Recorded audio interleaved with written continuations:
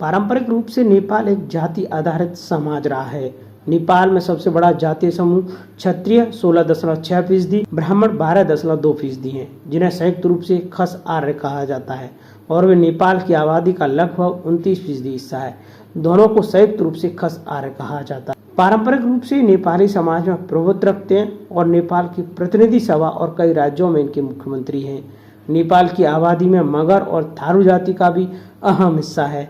शिल्प और सेवा आधारित व्यवसायों में लगे विश्वकर्मा, परियार, गंधर्व और नेपाली दलित कहा जाता है। इनको पारंपरिक जाति व्यवस्था में सबसे नीचे दलित कहा जाता है। इनको पारंपरिक जाति व्यवस्था में सबसे नीचे रखा। पारंपरिक जाति अवस्था में सबसे नीचे दलित समूह आता है, जो अब शहरों की ओर प्रवासन कर रहा है।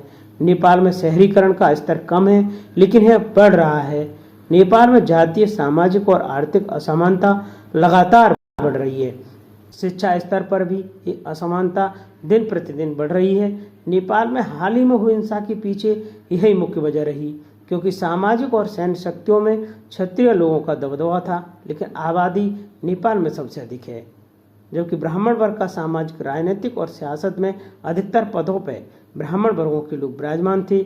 आर्थिक और सामाजिक विषमता के चलते अन्य वर्गों में सरकार के प्रति गुस्सा था। भ्रष्टाचार और रिश्वतखोरी ने नेपाल को खोखला कर दिया, जिससे जनता में सरकार के प्रति गुस्सा था। ये गुस्सा सोशल मीडिया पर सुर्खियों में छाया हुआ था, जो सरकार को रास नहीं आ रहा था। बढ़ते विरोध को देखते हुए ओली सरकार ने सोशल मीडिया पर बैन लगा दिया, जिससे सरकार के प्रति लोगों का गुस्सा और बढ़ गया। यही वजह रही कि जैन जेड विरोध सोशल मीडिया पर हो रहा था, अचानक वह सड़क पर आ गया। सड़क से होते हुए वह सदन तक पहुंचा। इस दौरान नेपाल में भारी हिंसा, आगजनी और हिंसक प्रदर्शन हुए। हिंसक प्रदर्शनों को चलते नेपाल की ओली सरकार को इस्तीफा देना पड़ा। अब नेपाल में ऐसी सरकार की जरूरत है जो नेपाल में शांति ला सके।